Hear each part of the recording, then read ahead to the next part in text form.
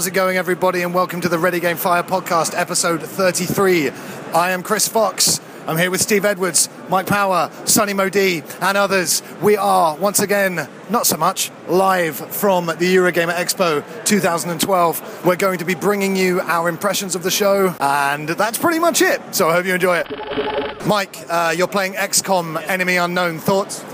Well, I'm not the biggest RTS fan, but this is wicked, man. Like, I'm controlling my little squad.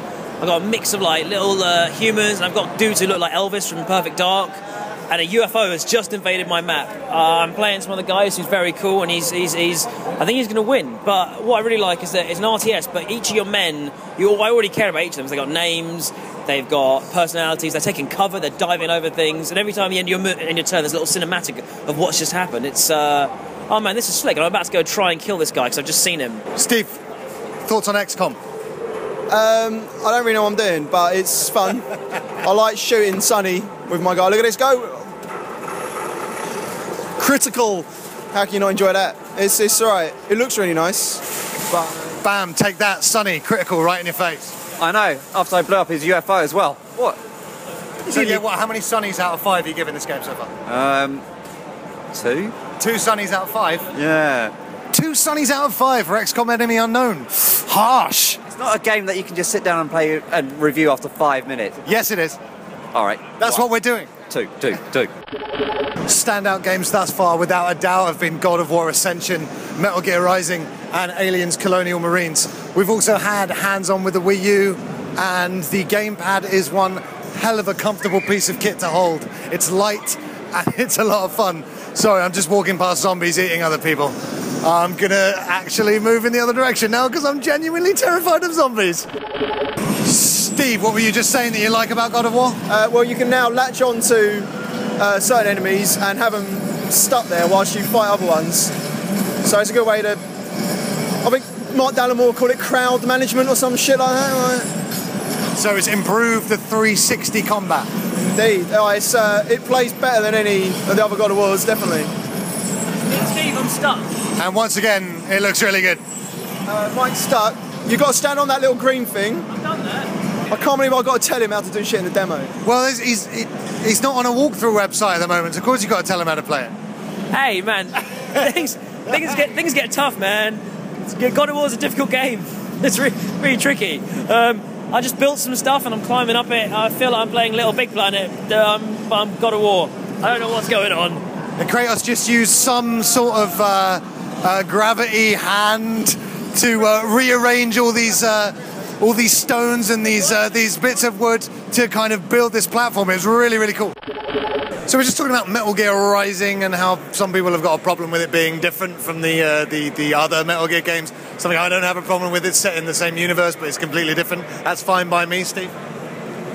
I'm not convinced it has to be a Metal Gear game. It doesn't look anything like Metal Gear.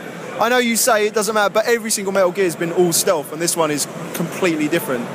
If it plays well, that's good, but, you know, it's like a Mario game coming out and not having any platforming in it, isn't it? No, but there's been loads of Mario games, and they've been exactly the same. And they've been really different, you know, in terms of play style at times, you know. I suppose. I think the problem is the emphasis is not on stealth. It is a lot of just hacking and slashing. If there was a demo with stealth in it, I think people would be different about it. But there is going to, developers have confirmed there is going to be stealth in there, but obviously, like, it's not going to be the same. Well, okay, Metal Gear Solid 4, when you got in trouble, the guns, everything, you could just fuck everything. I barely played 4 as a stealth game. I just ran through it with a rocket launcher, rifles I bought from fucking Drebin and his monkey, and just jumped along. This is it's an evolution of something that they tried out, and Kojima obviously likes in the exciting sword play. He loves a bit of sword play, and we're in the queue now, and we're about to start playing it, but this is, I'm absolutely fine with it. I love this game. It's got the same mission fail screens. It's got a lot of the same stuff. The difference is, when they showed off Metal Gear Solid 4 and demoed it, the focus was on stealth. There's no focus on stealth here. That's what people really want to see. Yeah, but that was tactical espionage. This is lightning fast action gun blazing, whatever it's called. They're being very clear. They're not trying to convince anyone of anything different other than this is the action Metal Gear Solid game. This is action. They're not even trying to hide that, so how can people get annoyed? That's what annoys me. I think there's plenty of room for it. I mean, like I said, if you want to play stealth, there are plenty of Metal Gears out there that rely on stealth. I think, you know, there's room for completely different genres to be set in the same universe. I think that's cool, and I think it's cool to explore Raiden because not a lot of people like it. I'm definitely going to get it day one, so because it's Metal Gear. It's my favorite, arguably my favorite franchise. It's up there. I'll wait for reviews.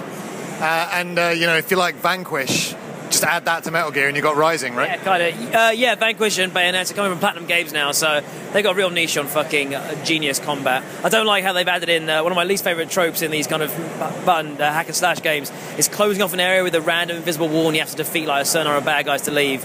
They've got that. That really pisses me off. It feels very archaic, but the combat looks slick, and we'll come back when we've got some more feedback on the actual game. All right, this is about Kim Jong-il.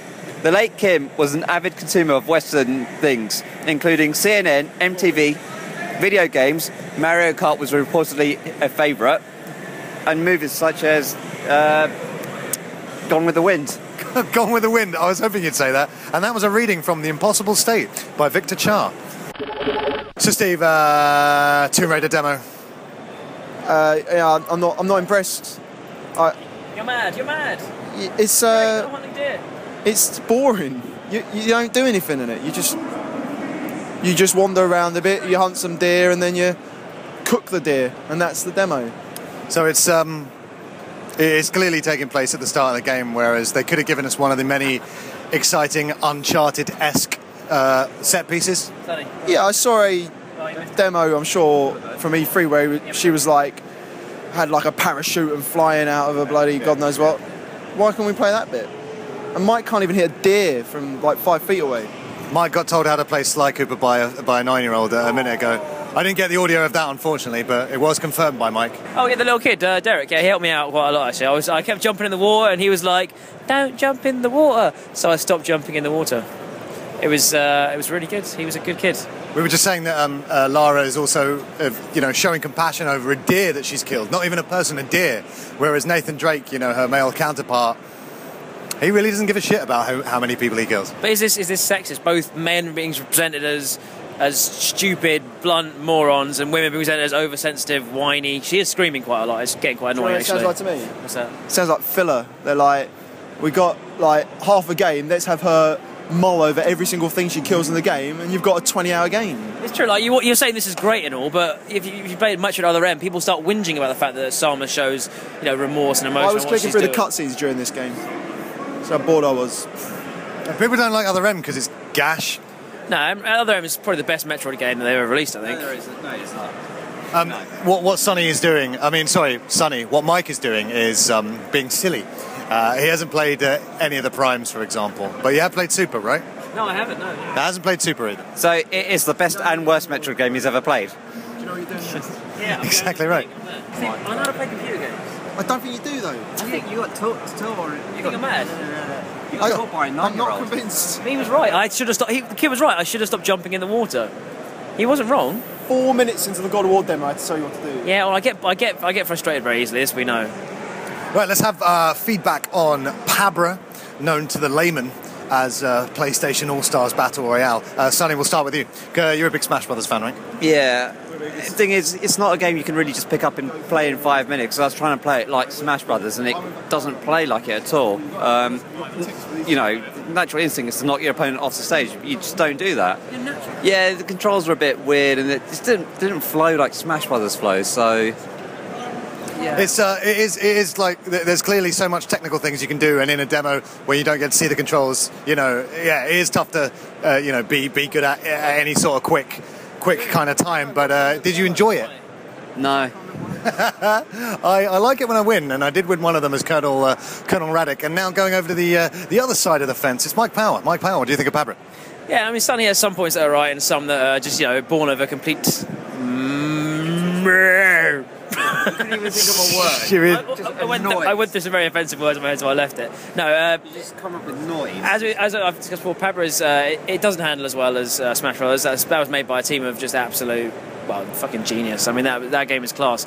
But Pabra has got something else to it that it brings something to the table, and while it can get really hectic, there's few too many playing now with all the characters unlocked in this demo. There's way too many gun characters, so wherever you are getting shot by someone, it can be really off-putting. But if you find a character you like and you do some good moves for, you can get really into it. Also, yeah. I mean, it is enjoyable. I really like the Uncharted stage that we played today. We're hanging out in the back of a plane. Very, very cool. Sonny's right, though. It could be a bit more accessible. It's cool that you can do, like, Kratos' moves from God of War, but it probably would work better if every character had the same sort of move pattern, you know, like Smash Brothers. Much more accessible. Much more of a party game. Because you want your party games to be accessible, no? That's a very good point, actually. It's almost, it's kind of not a party game, because if you pick a character up, generally speaking... No fun to be had at all. Not iota of fun. No, it's really hard and can be frustrating trying to... You think you're doing the same move again, and suddenly you do like a drop kick, and next time you do a flying kick, and it's all about the degrees you're pressing the stick. And you're right, it's not as much of a party game. Then a lot of people complain that Smash Bros. Is a bit too kind of just pick up and play. So, fuck it, man. I think that shows that there are differences that should be respected, and hopefully all give us a different side, of the game.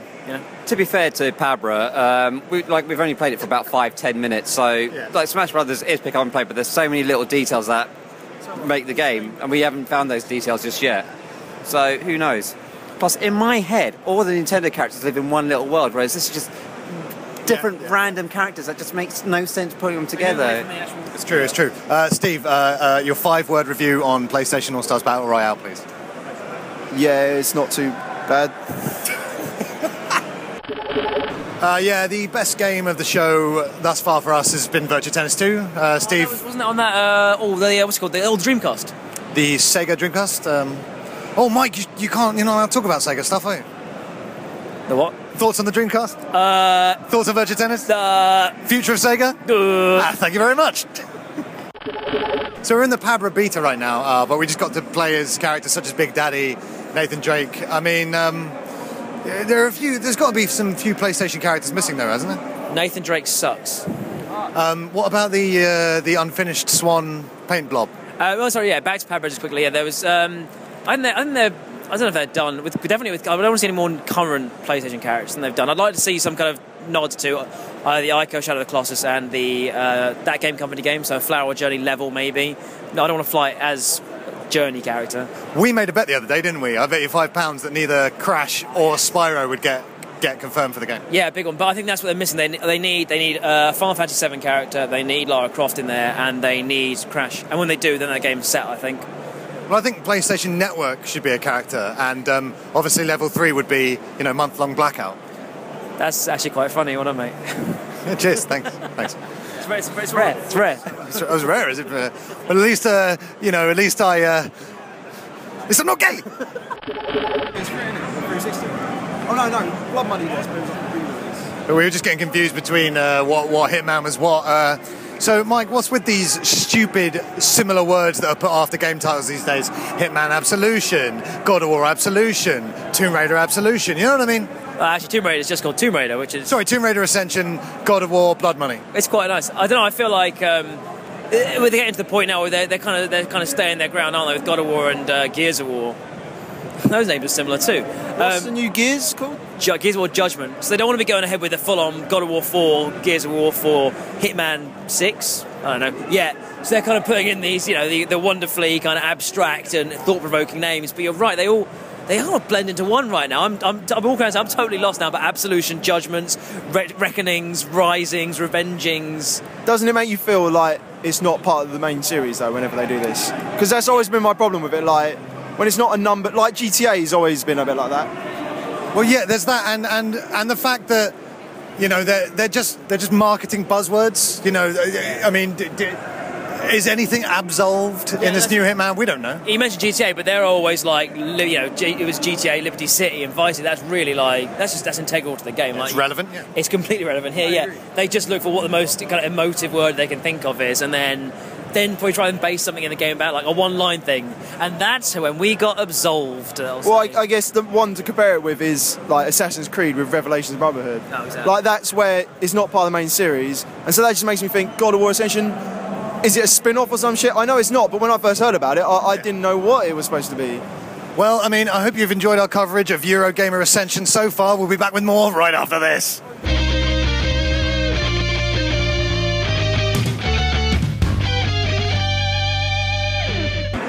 This game is Day one, eh? Steve and Mike, we just played Hitman Absolution. Sonny is enjoying it so much that he's still playing Hitman Absolution. It's the best game that I've ever played, starring Timothy Oliphant. Mike, you liked it. Steve, you liked it. Yeah, it's great. We got a little Timothy Oliphant doll as well. Yeah, it's all about the freebies, so that's why I'm saying that I love that game. Not really. It's a good game. Hitman Absolution is a game coming from IDOS, and it's all about Agent 47 and his case for absolution. Yes, we hope things get absolved, but yes. It's great to have so much choice in a game after all of these sightseeing tours of video games have become these days. So yeah, it's very impressed upon you how you have all the choice. You have very varied options of how to dispatch of your target and then hide. I was actually hiding in a bin for the first 20 minutes of my demo. I thought that was the thing, you know. I climbed in a locker and I could just peek out, so it's already better than Metal Gear Solid. Yeah, Metal Gear, you can only put your head against the locker and make a banging noise when you do it. Probably the best looking game. I don't know, it looks incredible. God of War Ascension was pretty, I mean, come on, I mean, this is, when you get up close in Hitman, it's a little bit rougher, I think there's a few rough edges. Mike, I gotta stop you there. Sonny has finished his demo. Sonny, can I grab a few words? What did you think of the game? Yeah, it was really good. I really liked it. Different ways to kill the guy, so it's absolutely brilliant. I managed to kill him by snapping a chain and letting some junk fall on his head whilst he's taking a whiz. So, it's brilliant. There you go, creative kills. How did you kill him? How did I kill him? Well, after struggling to find a secret way to kill him, I just ran at him in the crowd and shot him, and everyone got frightened. So a bit unrealistic in that way, but apart from that, I give Hitman 1 Sonny out of 5, because that's the best. Yeah, I'd give it 1 Sonny out of 5. So as in, that's the best scenario where there's only 1 Sonny out of 5. It is one of the best games that I played today, though. Suggesting that multiple versions of me is a bad thing. Oh, you're catching on now, are you?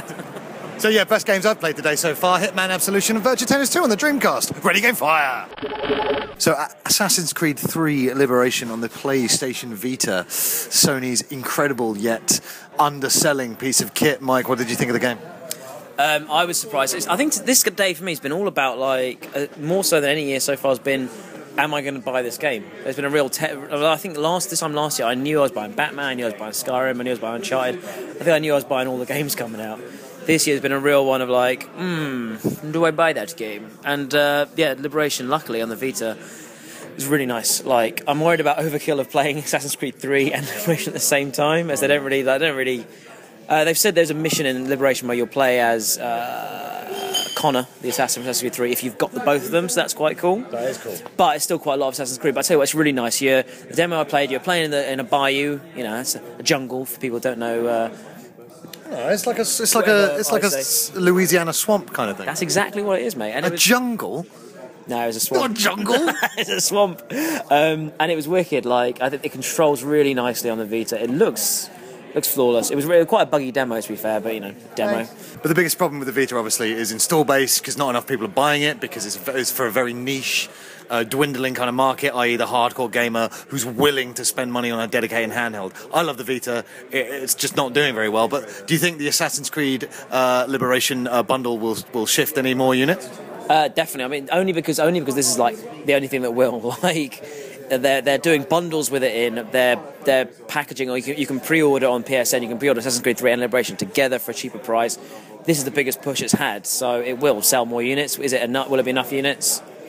Almost certainly not, because enough units would be millions. But I think if anything this is going to do well, because I think the game's going to review well. I know it sounds silly coming off of a demo, but that's all we need to see was they had the quality there. Like I said, you look at Black Ops and you can already see it's not good enough. So we just took a brief look at Black Ops 2, and I mean, look, I didn't get hands on. It's one of the biggest queues here, and they don't seem to recognise the press pass. But Mike, we were also just talking about Vita. Now, I'm not that interested in the next Black Ops on the console, but I would get a really good Call of Duty game on the Vita. But they've given it to Nihilistic Studios, who made Resistance Burning Skies, which isn't good. Why can't I have a really good Call of Duty for Vita? Because that's what I want, and I would rush out and buy that, unlike the console version. I think your answer with most things that Activision do is I don't think they saw the money in it, so didn't want to invest behind it, and that's really fucking sad because it could a whole different conversation about Activision, but they could have made the Vita success and then kind of made it their platform to then do more games. They could have made it their thing. They could have owned it, but they instead went, oh, we'll give you the license to Nihilistic, who they try really hard. I'm sure they're all very, very nice people. We're not going to slag them off, but their library of games, none too impressive. No, I hadn't really... I knew they did Resistance, which actually has some really nice shooting mechanics in it, so I think Black Ops will play nicely, but already you can tell that for some reason, whatever it is, they haven't got the best engine, or whatever, their games don't look great. Well, we saw some of it, didn't we, at Gamescom, and it looked ropey as fuck. Yeah, I mean, and it's worrying that Activision really aren't even, like, they're not commenting on it, they're basically not accepting blame for it, which is it's tragic that this game could have made the Vita and could have been a great game as well to have a portable Black Ops. Yeah, we'll talk about, I mean, never mind the Assassin's Creed Liberation bundle, talk about a system seller. You know, I say really good Call of Duty, by that I mean the standard Call of Duty standard, which is, let's face it, you know, as bored as some of us may have become with Call of Duty, like a Mario game, it is the same old thing, but it is of a high quality. So yeah, if we had a Call of Duty that was at the usual standard for Vita, it would shift a hell of a load of units, and I would be buying it day one, whereas I don't think I'll be getting declassified. Yeah, not a chance. That yeah, real shame. And we haven't seen it here, just to be clear, like, there's nothing... that kind of sums up, really. Black Ops 2 is here, Black Ops Declassified is not here. It's kind of become the bastard child that no one wants to love. I think Sony are just hoping that with all the user content produced for Little Big Planet Vita, that'll just keep the Vita aloft. Booth babes. They're a wonderful thing. There isn't a more natural mix of sweaty gaming nerds and hot, sexy models who don't really like nerds. But Steve, you're a bit down at the moment. Why is that? It's too much. Just, like, when there's like 4 of them, you're like, oh, look at that, it's really nice, 4 beautiful women. But when everywhere you look, there's just wall-to-wall beautiful women, it just makes you depressed. Because, you know, they don't like me, they don't give a shit about me. They just move on and take a photograph of someone and that's it. Well, when they're on the other end of the TV, it's, you know, it's like, well, I mean, I'm not there. If I was there, maybe they would like me, but they're here, we're here, and they don't like us. Just don't even look at me. What's worse, they pretend to like us so they can shift a few copies of Far Cry 3. It's bloody disgusting, isn't it? It's awful. It's awful. I've lost the will to live now. I don't know what to do. Just going to play Assassin's Creed. No, it wakes me up. Can you know? Yeah, your tears are dripping on my dictaphone now, so I'm going to have to stop. We've still got Assassin's Creed 3 to play. That'll pick you up. Video games, you like them? I don't like video games. We just checked out Assassin's Creed 3. As for the normal gameplay, it really wasn't anything new, and I found it to be quite dull because of that. It wasn't as pretty as I would have liked. We've seen far more attractive games today and on the same console, and I thought Connor, the voice acting behind Connor, who's obviously the main protagonist now, he didn't sound that interested in the lines that he was saying. However, he is playing an understated Native American, so it's probably part of his character. So that happened, and then we moved on to the naval battles, which was incredible. Looked great, felt great. You really felt like you were steering a massive ship. And then you got to engage 3 ships on the ocean using various different types of cannons. And yeah, well, so much for Assassin's Creed not changing it up. The naval battles get a double thumbs up from Ready Game Fire. Mark Dallamore is here with us now. We've just played some God of War Ascension multiplayer. Mark, what are your thoughts? Surprisingly good, actually. Although mine crashed out halfway through, so I let the team down there.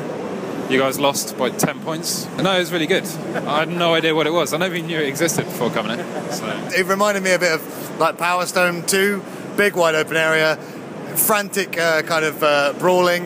You can kill the ogre, you can open chests, you can capture points, a lot of stuff to do, and you can also get the Spear of Olympus, can't you, Mike? You can if you're super duper special and just lucky enough to get knocked into it by the enemy players. But yeah, no, it was really good, man. It was really cool playing like these other tropes of multiplayer games like capture points and having a skill class in God of War. Worked bloody well, yeah, I thought it was excellent. There was a lot of fun to be had there. And I like it when you cut the giant titan's mouth open, it just flaps everywhere and you just kind of cringe and cry because it's awful. Ugh. Big surprise at this expo so far. God of War Ascension multiplayer, really, really good. Hey. I've got a question, and that question is, Where is Bioshock Infinite? Keeps getting delayed. We haven't ever played it. We've only seen very, very choreographed demos. I'm starting to worry about this game. I'm worried. A lot of people have left the team. Please, please, please give us some good Bioshock Infinite news soon. Please. That's the end of our coverage of the Eurogamer Expo 2012. Please subscribe, rate and review us on iTunes. Find us on Twitter and Facebook, it's Ready Game Fire. And go to our YouTube channel, Ready Game Fire, to see more or less what you've just heard, but in video form. It's goodbye from me, Chris Fox. Goodbye from Sonny Mody. Laters. Goodbye from Mike Power. It's been an experience. Goodbye from Stephen Edwards. Goodbye. And goodbye from everyone else here. And as this has been a really short episode, here is another track off the Fade's latest album, Ragnarok. That album is out now on iTunes and all good digital stores. And don't forget to check out their website, thefades.net. This is Be Your Man. See you next time.